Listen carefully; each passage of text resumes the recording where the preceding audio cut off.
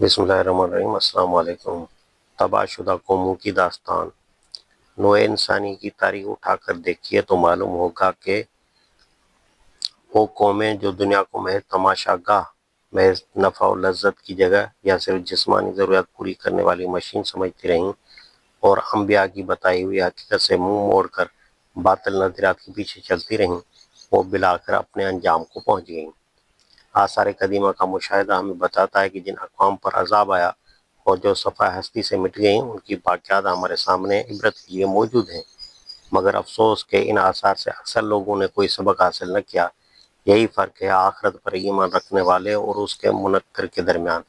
ایک شخص ان آثار کو محض تماشا سمجھتا ہے یا صرف تاریخ لکھتا ہے، جبکہ دوسرا انہی چیزوں سے اخلاق، تمدن، سیاست اور زندگی کی گہری حقیقتوں کو سمجھنے کی کوشش کرتا ہے۔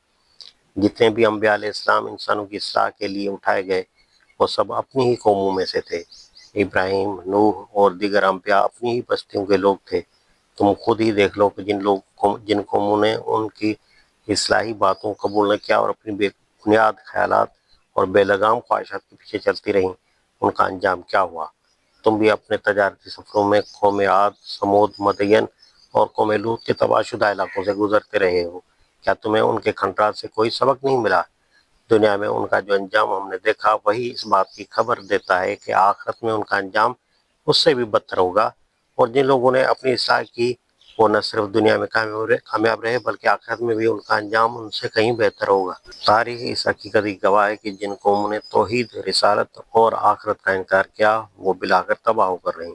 خدا کا اخلاقی قانون جو انبیاء کے ذریعے نازل کیا گیا اور اعمال کی بعد پر اس کا تصور آخرت پر مبنی ہے، جو قوم اس قانون کو نظر انداز کر کے اپنے آپ کو غیر ذمہ دار اور بے لگام سمجھنے لگتی ہے، اس کا انجام ہمیشہ تباہی کی صورت میں ظاہر ہوا ہے۔ تاریخ انسانی میں جتنی قومیں تباہ ہوئیں، ان کی تباہی کی ایک مشترکہ وجہ یہ تھی کہ جب اللہ تعالیٰ نے انہیں اپنی نعمتوں سے نوازا تو وہ خوشحالی میں مست ہو کر زمین میں فساد پھیلانے لگیں۔ ان کا اجتماعی ضمیر اس قدر بگڑ گیا کہ یا تو ان کے اندر کوئی ایسا شخص باقی نہ رہا جو ان کو برائی سے روکتا، یا اگر کوئی روکنے والا تھا بھی تو اس کی آواز کمزور تھی اور بے اثر۔ یہی وہ چیز ہے جس کے باعث بالآخر یہ قومیں اللہ کے عذاب کا نشانہ بنی۔ طالبان حق کے لیے تو خدا کی زمین پر ہر طرف نشانیاں ہی نشانیاں پھیلی ہوئی ہیں، جنہیں دیکھ کر وہ حقیقت کو پہچان سکتے ہیں، لیکن ہر دھرم لوگ کبھی کسی چیز کو دیکھ کر ایمان نہیں لاتے۔ نہ کائنات کی نشانیاں ان کو متاثر کرتی ہیں اور نہ ہی انبیاء کے معجزات۔ وہ اپنی گمراہی پر اس حد تک جمے رہتے ہیں جب تک خدا کا عذاب آ کر انہیں اپنی گرفت میں نہ لے۔ اسی مناسبت سے سورہ شعراء میں تاریخ کی 7 قوموں کے حالات بیان کیے گئے ہیں جنہوں نے اسی ضد، ہٹ درمی اور انکار کا رویہ اپنایا جو قریش مکہ اپنا رہے تھے۔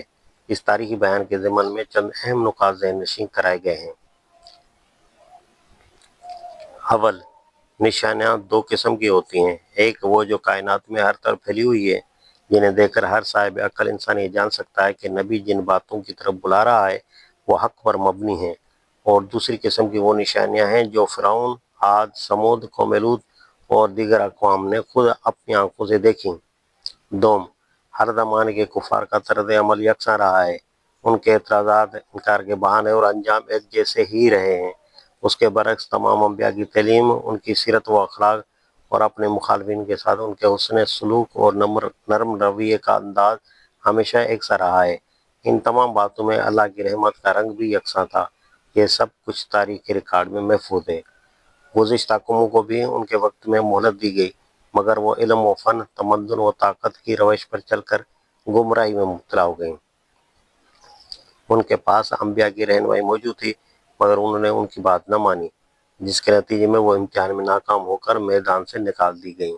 اب اے اہل عرب، تمہاری باری ہے۔ تمہیں ان کی جگہ دی گئی ہے اور تمہیں کام کرنے کا موقع دیا گیا ہے۔ تم اس امتحان گاہ میں کھڑے ہو جہاں تمہارے پیشرو ناکام ہو چکے ہیں۔ اگر تم اس موقع کو ضائع کر دو گے اور پچھلی قوموں کی طرح غفلت کا شکار ہو جاؤ گے تو تمہارا انجام بھی وہی ہوگا جو ان کا ہوا۔ بہتر یہی ہے کہ تم ان کی تاریخ سے سبق لو اور ان غلطیوں کا اعادہ نہ کرو جو ان کی تباہی کا سبب بنی۔ ناظرین، یہ تو تھا سابق امتوں کے انجام کا ایک اجمالی جائزہ۔